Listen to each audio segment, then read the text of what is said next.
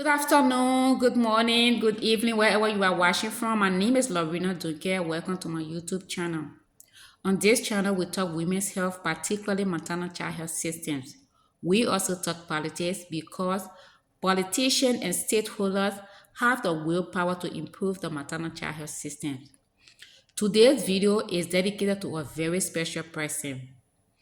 This person is one of those who have helped me in my endeavor over the years. If you don't already know, I am the founder and executive director of Action to Restore Community Health, a nonprofit organization operating in Liberia and in North Dakota.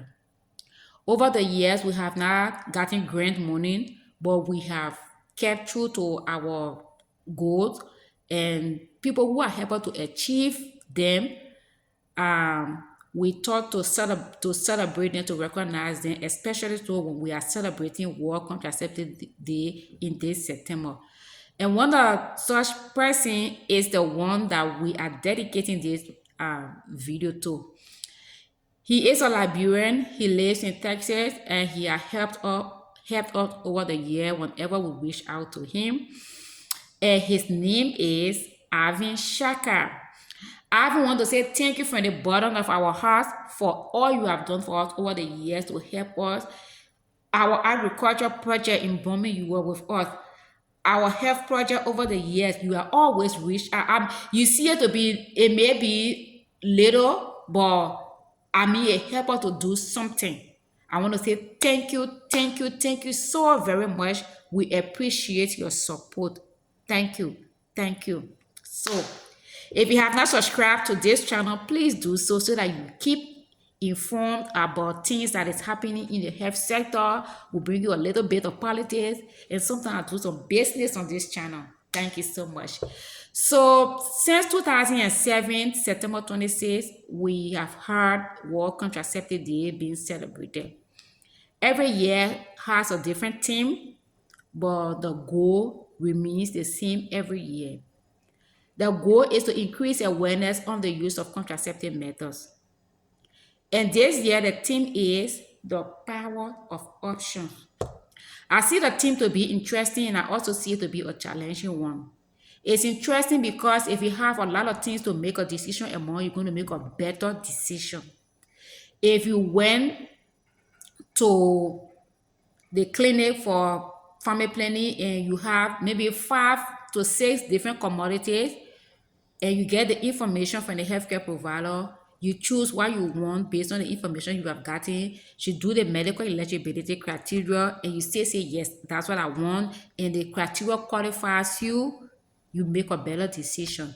But if you went and there are only 2 commodities, or there is only 1 commodity, you're not going to make a good decision. You're going to just be taking what is available to you at the time. So that's why I find this interesting. And I also find it challenging for countries like Liberia that have problem with the supply chain system, where supplies for medical facilities, or for health facilities rather, are taken from the national depot to the county depot, and they are stuck in the county depot for days or for weeks before they get to the facilities.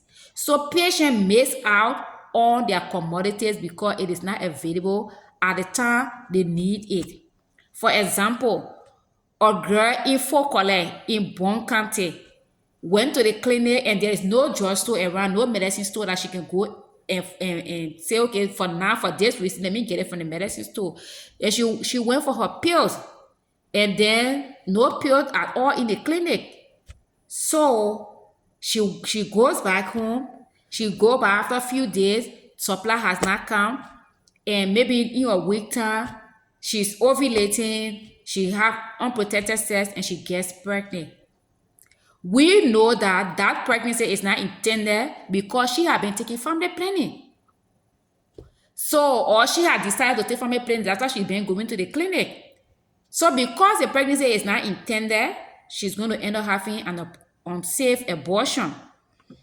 So, and sometimes unsafe abortion leads to a lot of complications, septicemia, and even sometimes it leads to maternal mortality. So So you see, in a way, why I say we don't separate politics from maternal child health systems, because politicians have the willpower to put the money in the budget for those things to be done and done in a timely manner. And policymakers have to make sure that they are implemented the way the money was intended, intended to be done. So we don't I don't I see it difficult to separate politics from maternal child health system discussion. So as we celebrate this year under the theme the power of options, which says that the essential role that family planning communities play for individuals to take hold of their reproductive health. I wanted to see as a challenge in countries where there is challenge with supply chain system. Is there a way that we can work around our system, our supply, the way we carry about our supply? Is it possible that we give timeline for supply? For example, if you receive the request from the facility, maybe up to the 5th of the month, the request is at the county level. Between the 5th of the month to maybe the 10th, the request is at the national level. So can we make sure that by the 15th supplies are at the facility? Can we even like in May month, like maybe on the 15th of the month of, let's say the 15th of September, to see if you go to, there's a team that will go to facility maybe for supervision, and you are able to work with the person in the pharmacy to see what is installed, what have been used, and then you can just project and have emergency supply, especially for certain medication like family planning commodities like oxytocin, certain things that the clinic need to run to save life. Can we do that? Is that possible? I know it is if we really want to. If our intention is about the patient, is patient center, we can do that to achieve our goal. When I used to work with Equip Liberia and even Africa, we did that and it was successful. Especially Equip Liberia. Shout out to Mr. Joseph Kliko. Shout out to Mr. Roden Suomi. I mean, these were people that were very instrumental. They were intentional about what we did, and our care was patient centered. It was not so. If you go for supply, if you went for supervision, you visit every department within the facility, and then if you get to know that anti-malaria is almost running out or is out, though the month have not ended, and family planning is running out, we take a note, we put that in our comment section, and we make sure before the month end we will supply that facility those things that are essential that were running out or that were already out of stock. So if we can just if we can do that, if we can just adapt those kind of system, we wouldn't have most of the problem that we can have about, oh, no paracetamol, no amoxicillin, no implant, no condom, no this and no that. So I just thought to stop by to challenge us, county health officials, national government officials, to see that the whole thing about healthcare is not about just doing it when we want to do it.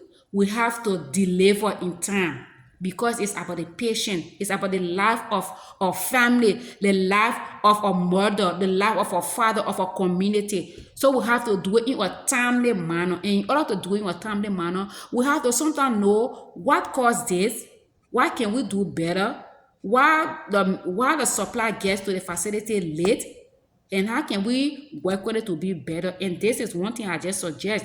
You can do a the middle of the month, you can do supervision, or even if you don't have supervision, just make it a business. But between the 15th and the 20th of the month, you go to do map or in the facility and see what is needed, what is out, what is running. So now chlorides run out of the facility. And it's not there. And also because working with our facility in workplace where we support the maternal waiting home. So I know that. So, but if nobody goes there, the healthcare provider will take their own money to buy chlorides or will bring their chlorides from their home. But what if they don't have money? What if there's no chloride in the tank? What happens in the MCH, in the delivery room? So I suggest that instead of waiting for the report to come and then before we can use a registration compile and send it to national for supply. In the middle of a month, let's say this is September, today is the 19th, the 21st, maybe around the 15th to the 21st, people visit the facility to see things that are running out that are essential, and you can make a quick requisition to the, to your office, to the county level. If those things are not in stock at the county level, and see how you can reach to the national level. If that system is put in place, when people at the national level see it, they will respond because they know that the system is in place.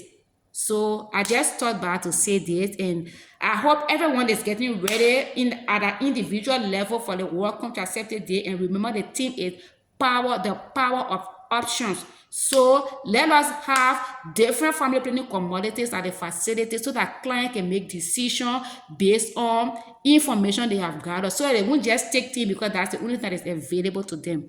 So yes, thank you. Thank you. And we are going to be celebrating the World Contraceptive Day in March. We're going to be celebrating with our schools from Maserado and Magibi. We're going to bring them together in March. And I want to say thank you for listening. Please subscribe. And again, Ivy, I want to say thank you for your support over the year. I truly appreciate you, brother.